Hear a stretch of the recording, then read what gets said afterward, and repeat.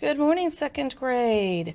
And it is time on this wonderful Tuesday, December the 15th, to have our breakfast with AJ. And our book is Miss Tracy is Spacey. So yesterday, when we stopped reading, all the daddies went to school because they thought they were going to see Miss Universe. Well, come to find out, Miss Universe is this old lady who teaches science. So let's see what happened in Chapter 2 today. Space Week. Mr. Klutz told us it was Space Week at elementary school. He said Miss Tracy is a retired scientist who spent her whole career studying astronomy. Are you a mad scientist? I asked her. Well, sometimes I do get mad, Miss Tracy replied. Ooh, she's a mad scientist. Mad scientists are cool. Miss Tracy will probably try to take over the world. That's what mad scientists do. Miss Tracy will be visiting our school for the next few days, Mr. Klutz told us. I have to go to a meeting now, but I'll check back later to see how you're making out. Ooh, gross. I'm not going to be making out with anybody. Mr. Klutz left. Mr. Cooper went to the front of the class with Miss Tracy. He looked like he was still mad about missing his math lesson. What will you be teaching us? Mr. Cooper asked as he passed out name tags so Miss Tracy would be able to call us by our names. We'll be learning about planets, stars, black holes, asteroids, meteors, and everything to do with outer space, she replied.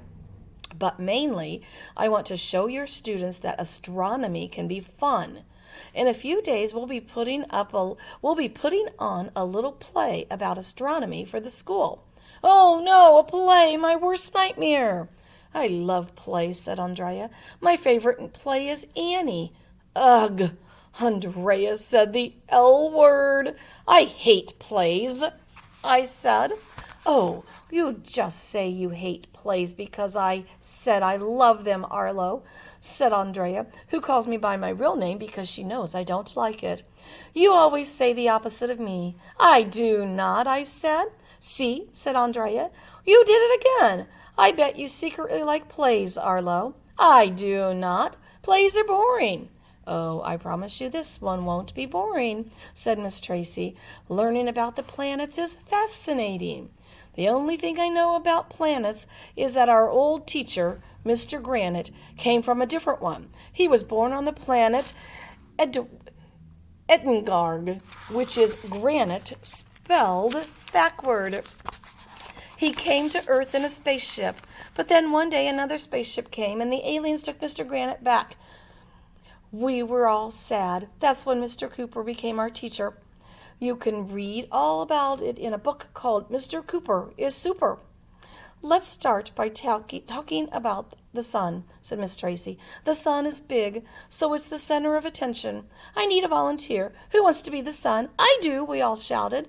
Andrea was waving her hand in the air like she was stranded on a desert island and trying to signal a plane. Okay, Andrea, you can be the sun, said Miss Tracy. Come up to the front of the class. Boo, said everybody but Andrea. Yay, said Andrea as she ran up to the front. I should be the sun. My mom tells me that I'm really bright. How come she gets to be the sun? I complained. It's not fair. I have an important job for you too, AJ, Miss Tracy said. I need you to be a planet. Being a planet could be cool, I guess. Well, okay, I agreed. Great.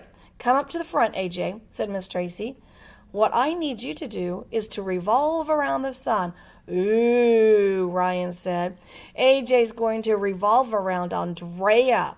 They must be in love. When are you going to get married? Asked Michael. If those guys weren't my best friends, I would hate them. I don't want to revolve around Andrea, I shouted. Okay, said Miss Tracy. AJ, sit down.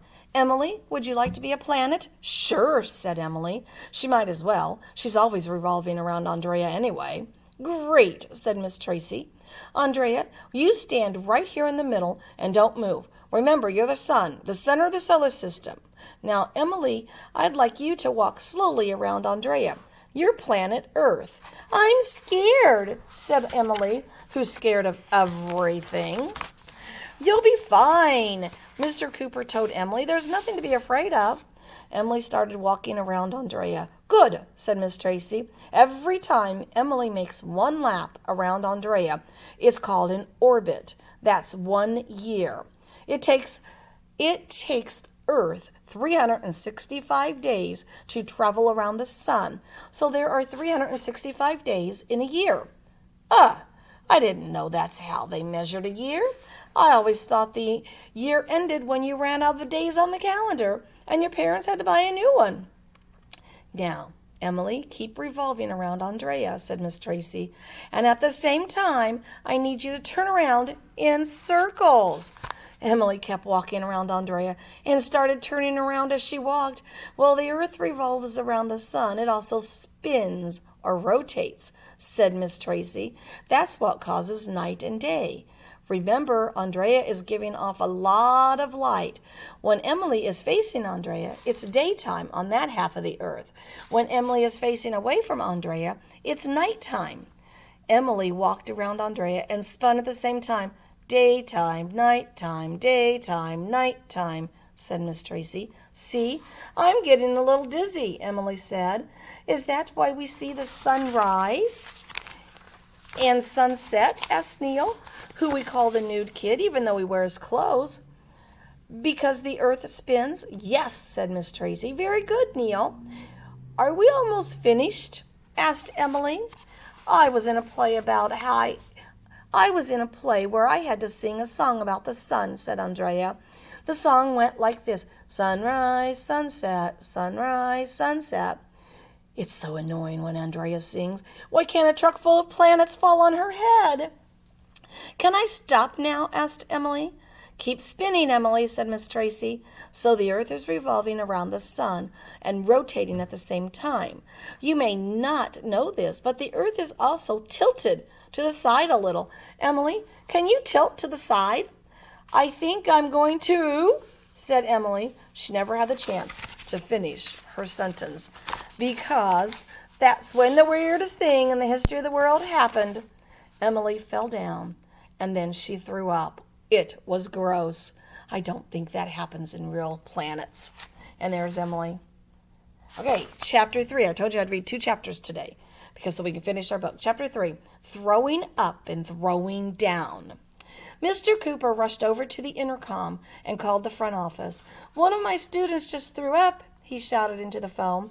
A few seconds later, there was a weird noise outside our classroom door. It sounded like a lawnmower was coming down the hallway. But it wasn't a lawnmower. It was Miss Lazar, our school custodian. She was riding her motorized scooter. Miss Lazar was wearing her big blue overalls with the letters SC on the front. Have no fear, it is I, Super Custodian, said Miss Lazar as she hopped off the scooter. What happened? Emily got sick, Ryan said, pointing at Emily on the floor.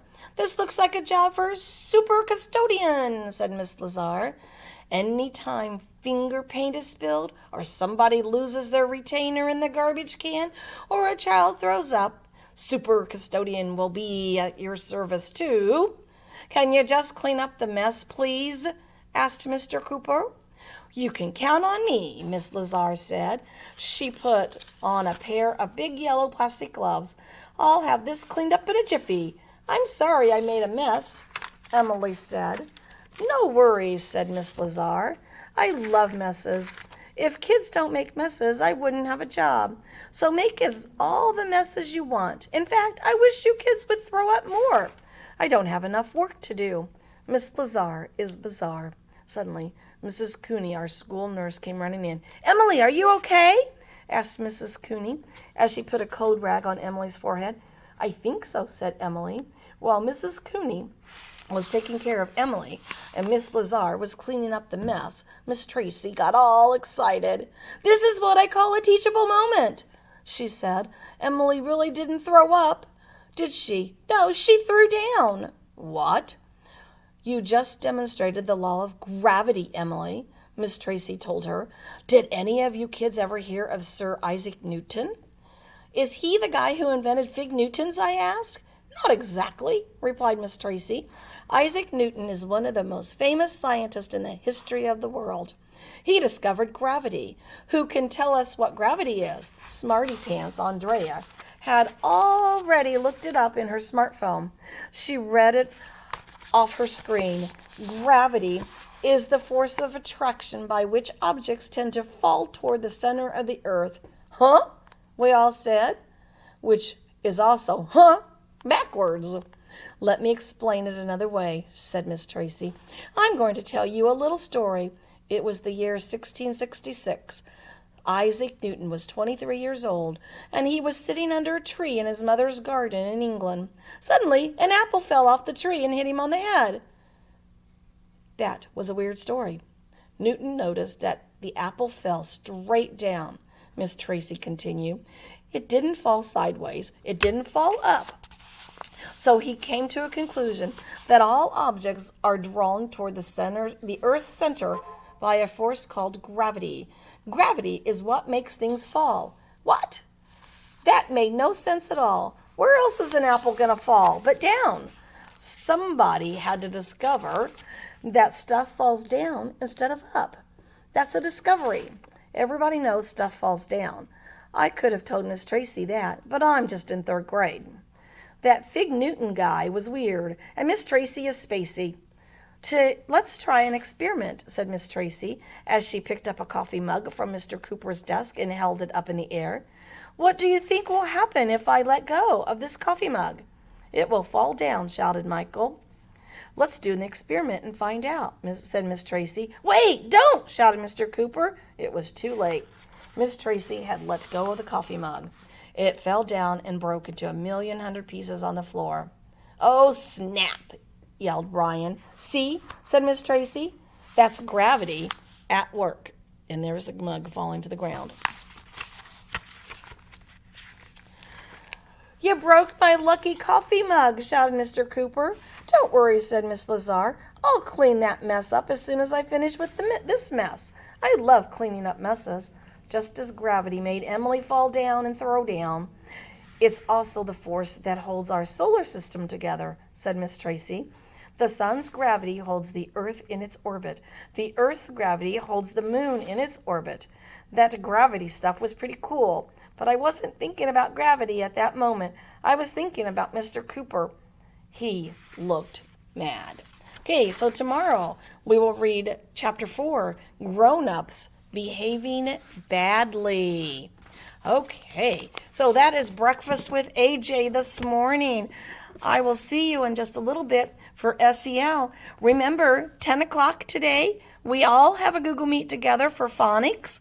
And then at 12:30, we all have a Google Meet for math this afternoon. That's the only 2 Google Meets we have today. Everything else will be on the YouTube channel. I will talk to you later. Goodbye.